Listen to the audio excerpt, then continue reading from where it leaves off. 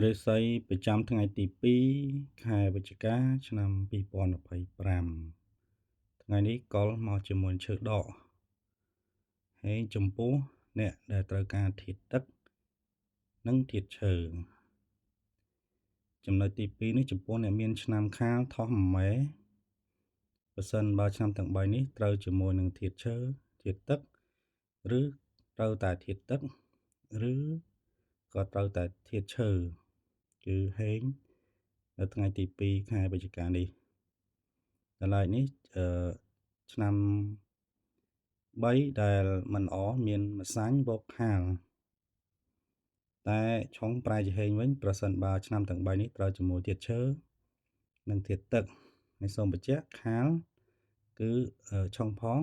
ហេងផងហើយចំពោះថ្ងៃទី2 ខែ 11នេះគឺស្ថិតនៅក្នុងខែចដដែលគឺអត់ទាន់ចូលដល់ខែកុលទេបាទសូមបញ្ចប់ការអានរិស័យ